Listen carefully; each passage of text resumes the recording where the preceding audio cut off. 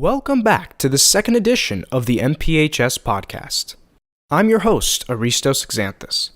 I am a student, musician, audiophile, and artist, and today's topic is discovering what makes someone unique. All of us have individual talents or expertise. It is what makes us who we are as individuals. In today's podcast, we have three extraordinary individuals who share with us their story. Stay tuned to learn more about what makes these three individuals unique at Mount Pleasant High School.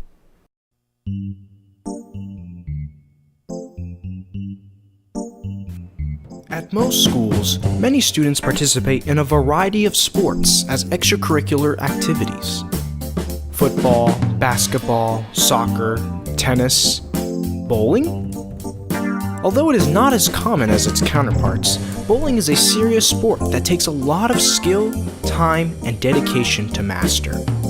At Mount Pleasant High School, one student is an avid bowler who was generous enough to share her thoughts and experience on the unique sport. I'm Melanie.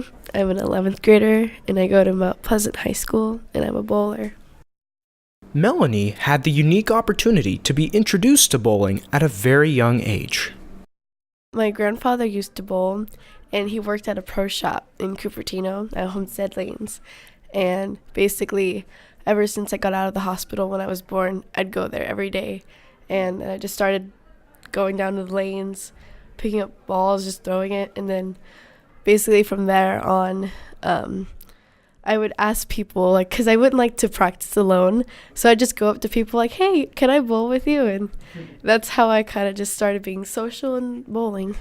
For Melanie, bowling has been more than just a sport. It has been a way to connect with family and friends. Well, I bowl because it was something that I did when I was very young. And even my brother did it, my sister did it, but my brother quit and my sister quit. But I usually do it mostly because it's very social. I get to meet very new people from everywhere. And it makes me happy to bowl, even though sometimes it doesn't look like I'm happy about it, because when you bowl bad, you won't want to be happy from that. Through ample practice, she was able to be a part of a bowling league program. So first off, I just started practicing because, you don't want to just start off in a league when you don't know what you're doing. But they do have bumper leagues, but I never actually bowled in a bumper league. I've never used bumpers. I started right off from the get-go. But then I did join a league when I was 6, and I found out there's this thing called All-Stars. Basically, every year they choose top so many people in NorCal and SoCal. She's participated in many regional, state, and national tournaments. There's Junior Gold, which is gigantic. There's SYC. There's Youth Bowlers Tour. There's so many I can't think of, but there's just a lot I do. To get this good, you have to be passionate, committed, and serious. People say, oh, well, I don't practice because I don't have time. You have to have the commitment to make time for something that you are passionate about. So that is one thing. And what's also you need to do is you have to learn more about it also. You can't come into the sport. You can come in not knowing what to do, but you have to start asking questions, go to pro shops. You have to want to do it. You can't be forced to bowl. So that's what makes anybody passionate. If you're forced to bowl, there's no passion there. So bowling can be very time consuming, very intensive, right? Just with anything, right? Sports, music, whatever it might be. So how do you balance the two? And do you do more on weekends versus? Yeah. Okay. So basically my schedule throughout the week is I leave Mondays, Thursdays, and sometimes Fridays off for just school. And then Tuesdays I go practice, Wednesdays I go practice. Saturdays I have league, which I have league Wednesday nights too. And Sundays are for tournaments, And sometimes we also have tournaments Saturdays. But yeah, it's another thing where you have to make time for it if you really care for it. She started taking bowling more seriously around 8th grade when she moved to Cloverleaf, a more competitive program. Before then, when I just started, I was bowling, but I didn't really care. Like, I'd go down bowl. I'd play video games while I bowled, like, I really could care less about my score. But the thing is, it's because I had no competition. So, like, I was always winning at Homestead, I was like, I have nothing here, I'm just bowling. But then when I moved to Cloverleaf, there was a lot more competition. I had to work harder. In her bowling career, Melanie has won 7 Youth Bowlers Tour titles, placed first and second in Storm Youth Championships, and placed 9th at Junior Gold, a national tournament. In addition, she is a Youth Open Doubles champion, Turbo Collegiate champion, Hillman Trios champion, and a 10-year NorCal All-Star. She has considered going pro and making bowling a career, but there are limitations.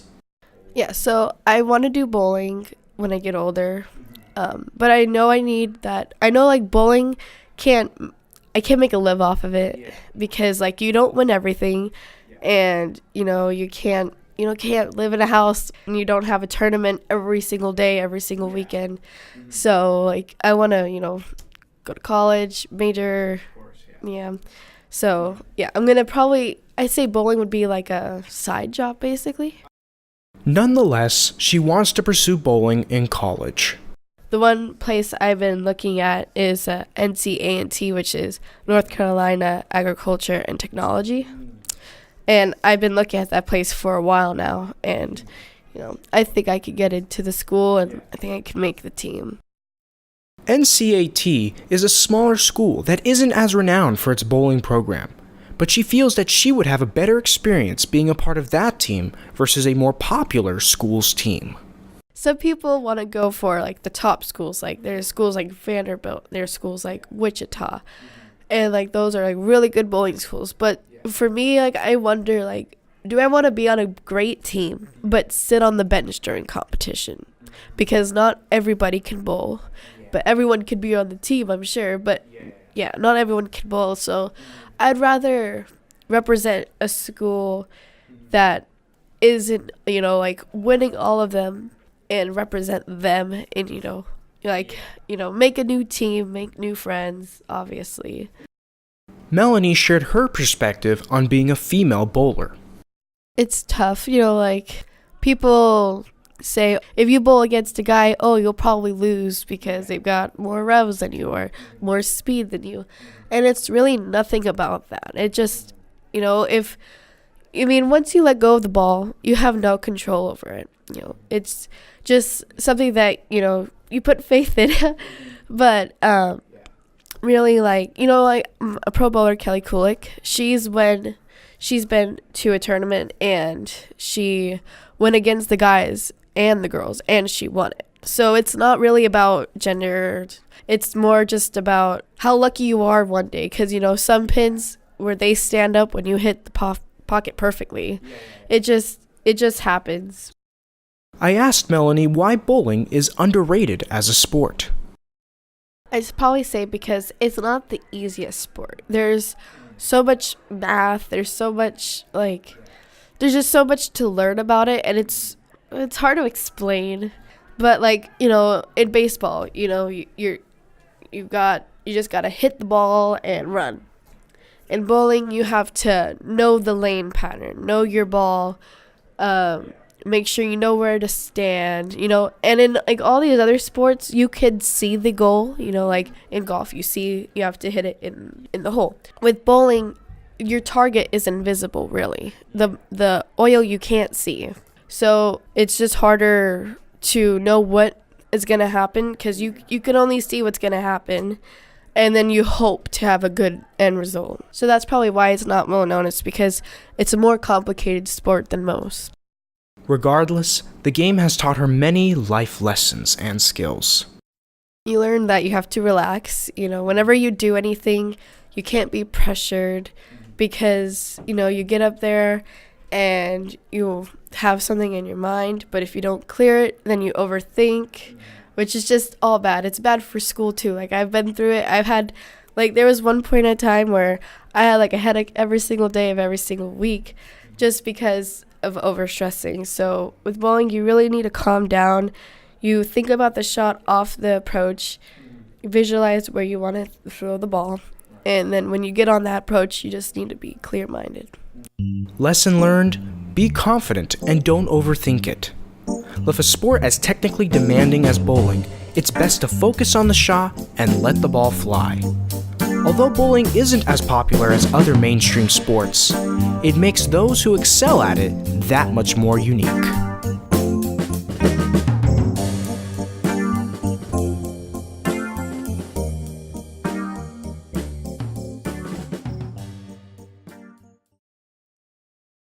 Since the dawn of man, humans have always been traveling. Nomadic tribes traverse the globe in search of food, water, and shelter.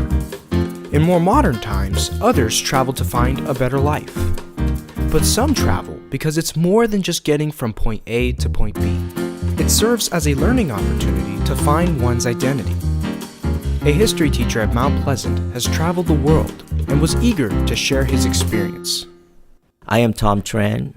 I have been teaching at Mount Pleasant High School for 20 years and 3 years at Pegasus High School prior to Mount Pleasant. So altogether, I've been teaching for 23 years, and 20 of which I've taught American history and world history. Mr. Tran is pretty special, to say the least. If you ever visit his classroom, he has hung up on the ceiling every country he's ever been to. In total, he's visited over 40 countries and has taken extended tours in each of them, taking the time to learn about each country's geography, history, and culture.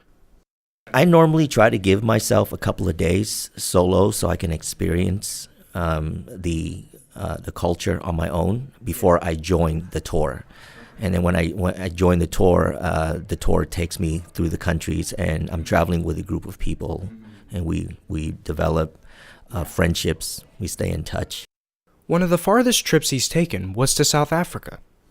I did a trip from South Africa up to Kenya, through 8 countries in between. I think that was the farthest trip. I think the flight there with the connection flight was 42 hours that I spent in the air or at the airport. It may seem that Mr. Tran just travels for leisure, but that's not the only reason. The countries that I visited, they tend to be countries that I teach in world history or American history.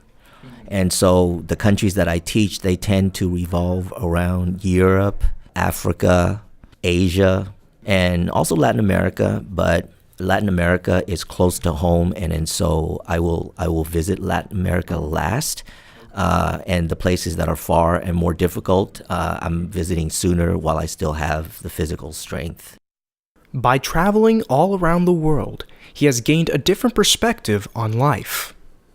2 most important life lessons that I learned is how insignificant that I really am when I am visiting majestic landscapes or slums or medieval castles. I just feel like I'm just really insignificant in this life. And it humbles me, and I think that is something that I can take to teaching, is that humility. By going to the places he teaches, he makes the history more personal for his students. Well, I feel like if I can bring history a little closer to my students by physically, by being there, even making silly faces at historical sites that are, very, kind of seriously covered in their textbook, and to see their teacher there making silly faces like I did in Austria or in Italy. I was trying to bring history closer to my students rather than esoteric information that they are getting out of the book. And by showing them pictures of me being there, I would hope to make history more meaningful for them. Through pictures and videos, he believes his unique teaching style has made an impact on his students. I get comments from students returning, both current students and alums, and they comment about the pictures. They comment about the pictures, and sometimes they will say that I'm the only teacher who is actually there at the history that they read about. And I think that the pictures, it helps me teach a lot. The first trip that made him a traveler was when he visited Italy. Italy was my first trip in 2010. After that trip, I made the determination that I am going to travel every single summer. And from that moment on, I was intent on visiting all of the places that I teach. And I was determined to take as many pictures as possible at those places, as well as videos. I've taken videos that I have not touched up or edited. It's sitting there in the hard drive, but I know that I'm going to use it in the future to teach. I asked Mr. Tran what motivates him to travel. My motivation for traveling is the beauty of this earth, number one. The history, number two. The architecture, number three. The culture and the people, number four.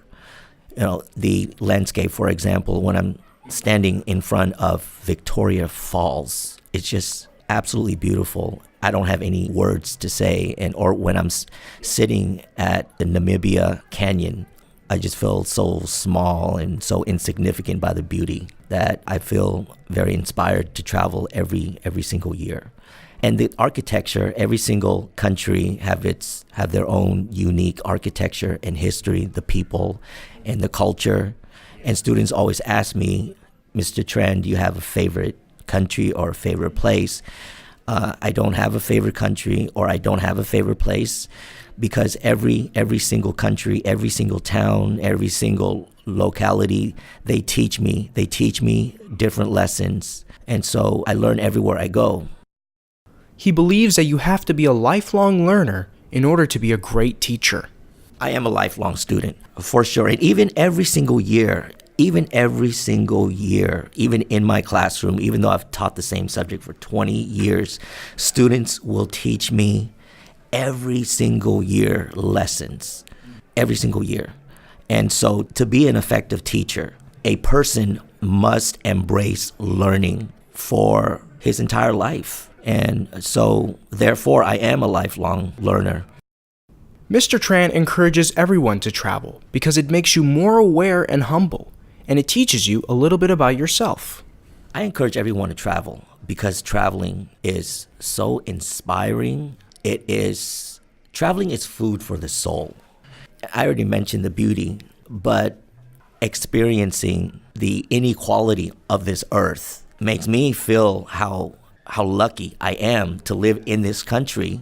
For example, when I'm in the Casablanca slum in Morocco and I saw how people live there, I feel very grateful for the things that I often take for granted. But then I also see, like, for example, in Botswana, where I see people live in huts, what I would categorize as poverty, and I go out into the town and I talk to the people, and they are very happy. They are happy living in their community, living in the way that they live, and they don't consider it poverty or poor. Meanwhile, I am attaching my own values on them and I'm feeling sorry for them, when in fact they are actually happier than even me with so much more little than me. And so it just tells me how much I take for granted, that I am not that important in this world. And it's addicting because it's uplifting. At some places you get epiphanies, you get many epiphanies, just thoughts, random thoughts that are inspired by what you see, and it inspires you and it keeps you traveling every year, me at least. And I would recommend it for everybody. Although Mr. Tran never visits places more than once, he has always had a great story to tell. So I'm in Madrid and I'm out of cash. It was my last night in Madrid.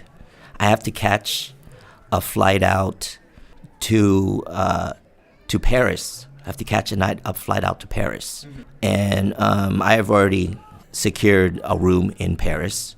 And so I go to the ATM to withdraw cash, and the machine did not spit out the ATM. I did not pay for a flight to Paris yet. Oh, wow. And my room in Paris was under this credit card. So I felt deeply scared at that moment. And I didn't know what to do. I did everything. When my credit card was taken, it was Sunday. The bank was closed.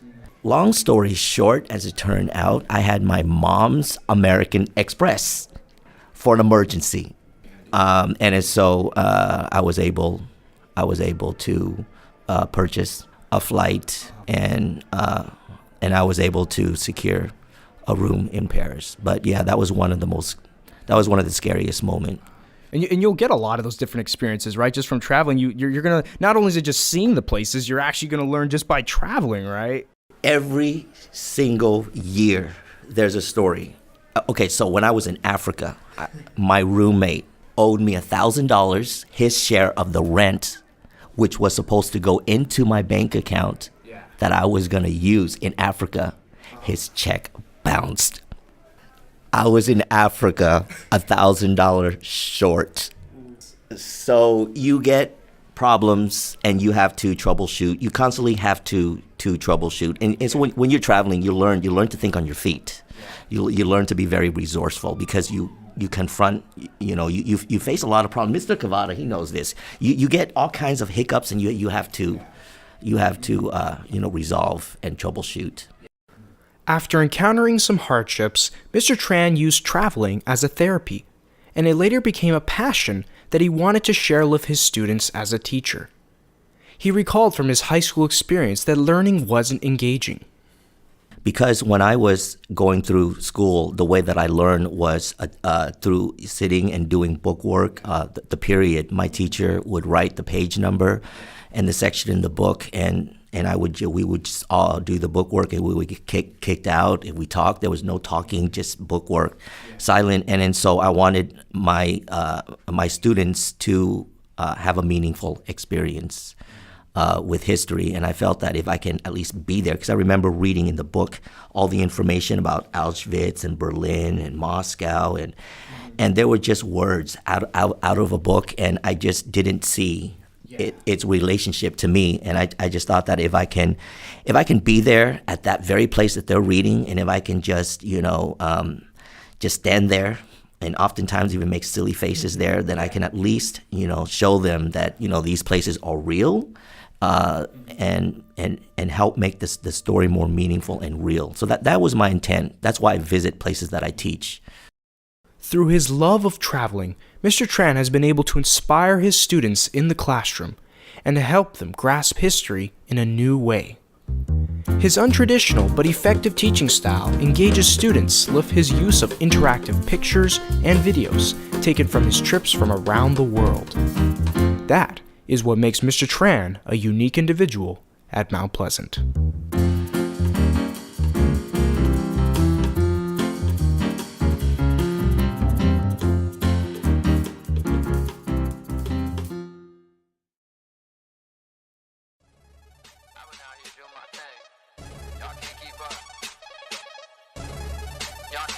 A bowler, a traveler. What about a baseball-playing hip-hop artist? Our next guest has already developed a brand for himself through his music, his performances, his digital content, and even on the baseball field. My name is Steve Soto. I go to Mount Pleasant High School, and I am a senior, class of 2019. Steve is an independent hip-hop artist that has several albums to his name. He began writing songs and making beats in 7th grade. I remember one song I remember in middle school. Was it Stay Humble? Was it that? Yeah. Stay Humble. I remember that. That was a really nice song. When did you make that one? I made that one, let's see. So in middle school, I made that in middle school, but I didn't release it until my freshman year of high school. So yeah, that was one of my first songs I ever put out.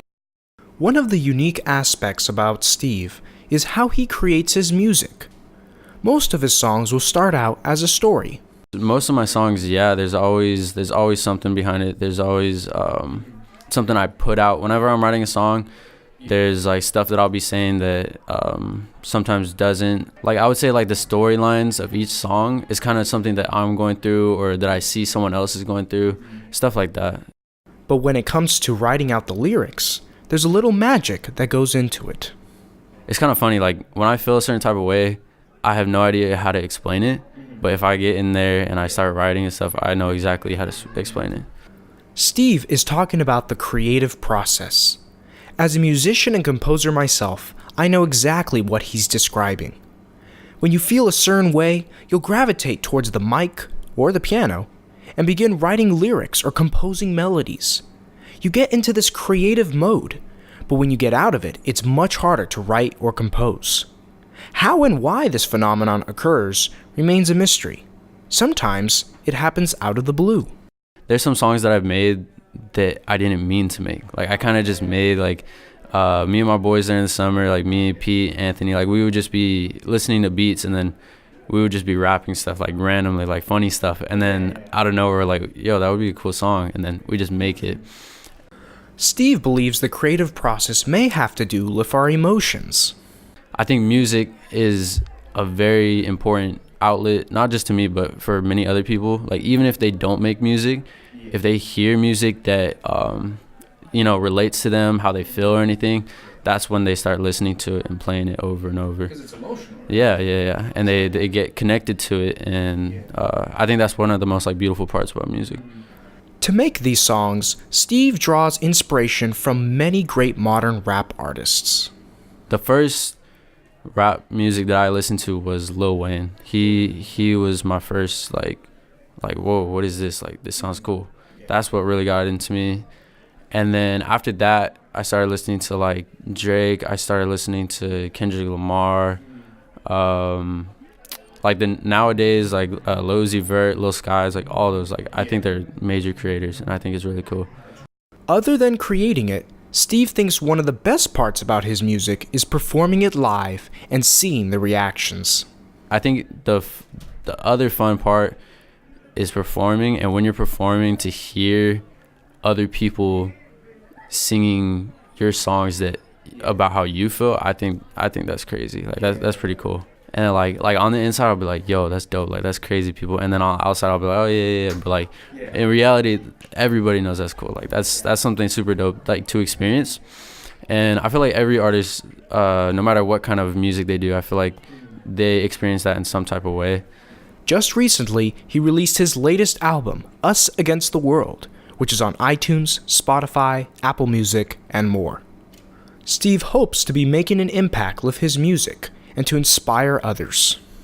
So you think you're making an impact with your music, right? Yeah, that's something that I hope to do, and that's something that I always work to do. But I think the most important part is making music. I feel like all that stuff comes with it. As for his future with music, Steve is unsure of where it will take him, but he promised that he'd always be making new music. Honestly, right now I'm playing it by ear, but like this week, I'm releasing a new album this week, and so it's gonna be out, and so I'm not too sure where that's gonna take me, but wherever it takes me, that's where I'm gonna end up being, and that's where I'm gonna play it from. And I think it's important always to have a plan. But in this case, like, I don't know if it's going to take me this direction, or I don't know what, there's always different type of connections that you'll find and meet. There's people you'll meet. So I think that just to always be prepared, be formal with everything that comes my way. And I think good things will come. Yeah. Make sure, right, you're always going to be playing music, right? Regardless. Oh, yeah, Even if it's not the main thing you do, yeah. You may not be a pop star, you'll still be making I'll be music, right? always, yeah. No matter if 2 years nobody knows who I am, I'm still gonna be making music because that's something that I like to do, and that's how I feel. If I feel a certain type of way, like I said before, I'm horrible with words, horrible at that stuff. But then for some reason with music, I'm like, this is natural. So if it's something natural for me to do, then I feel like that's something I should keep doing. For Steve, music is one of his two biggest passions. The other, baseball. Ever since I could walk, I started in the living room of my house, same house I live in now. In the living room, I would just swing the bat, throw the ball.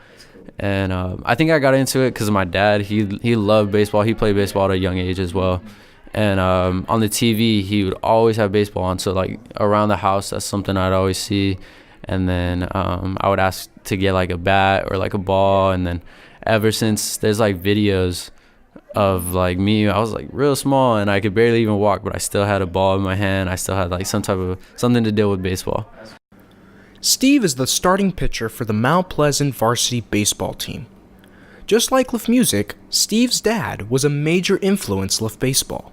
Influenced you a lot, right? Would you say he's like a big influence in your hobbies in general? Yeah, he's a huge inspiration, influence. He's a big influence, especially with he, like, even now for Mount Pleasant High School, he's the head coach of the varsity, and a lot of people don't know that. And the people that do, they think, oh, it's daddy ball or it's father son type of, but not once on a baseball field have I ever called him dad. Like, from the start, he told me, like, when we get on that baseball field, I'm coach and you're a player. That's how it's always going to be. Playing baseball has taught him many important life lessons, including having mental strength, awareness, and focus. Yeah, so for baseball, a huge thing that it's taught me is mental conditioning, how to push through different situations and how to deal with adversity. I would say how to be comfortable in uncomfortable situations, such as you're down by one, you have one more at bat to come up, but you're on the hill, bases are loaded, 2 outs, and you throw a ball and they score in the next run. That's something that you have to deal with mentally and just think of the next play and get back in the dugout to score more runs. Steve tries his best to balance both making music, being a student, and playing a sport. Some days, baseball and schoolwork take precedent, but sometimes music is what feels best.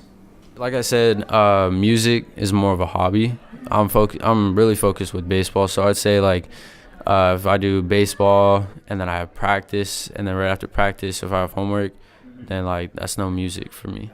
But then, like, if I have practice and then, like, I'm just relaxing on a weekend, I have nothing to do, I'm like, you know what, I'm gonna make some music. Like, or even if, like, even though academics is very important, sometimes I feel that the way you feel and, like, if you need a vent about something, I feel like music is a way to express that. Even though you may have other things to do, I feel like sometimes if you just got to get something off your chest, you just got to get it off of your chest, you know? Yeah. Yeah, as a fellow musician too, I mean, whether it's on piano and saxophone, right? Sometimes you just want to let it out, right? It's something you could just, like, escape to and just, like, do your own thing and not worry about anything. With baseball, Steve has a bright future ahead of himself, recently signing with a local university to play on their baseball team. I got a athletic scholarship to Menlo College, and I just signed my letter of intent. So, yeah, thank you. And so this summer, I will be going there and spending time with the team and everything and going to all the games. Although baseball will be his main priority, Steve said that he will continue to make music. Like you said before, like, I feel I should as well. I should always do music. And I would say through college, it'll be a little bit more difficult, but it's something that could be done, you know? You don't need a full studio always to make music. All you need is just the fundamentals, a computer, software, headphones, and a microphone. That's something that I could work with. Always stay true to yourself and do what you love. It's important advice that we should all take. Steve's combination of music and baseball makes him one of the more unique individuals at Mount Pleasant. Your boyfriend, yeah, he mad, bro. 223 by my side, yeah, he mad, Joe. Baseball, rap star, I could have both. She was talking all that mess and her bag, bro. Yeah, her bag, bro. Melanie, Mr. Tran, and Steve. They are all unique individuals with interesting personalities, talents, accomplishments, and experiences. Melanie is an extremely talented bowler who, if given the opportunity, could play professionally among the best in the world. Mr. Tran is a world traveler who through pictures and videos has brought his adventures into the classroom. And Steve is a recording artist who has taken his baseball talents to the collegiate level. Mount Pleasant should be proud to have these outstanding individuals be a part of their community. So the next time you see one of them, say hello and congratulate them for their accomplishments, because they are some of the few that make Mount Pleasant High School unique.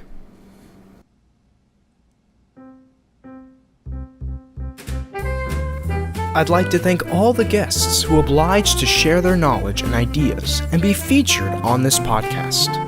I would also like to thank William Cavada, the multimedia teacher here at Mount Pleasant, for overseeing the production of this podcast, and Edward McDonald, who was the audio technician.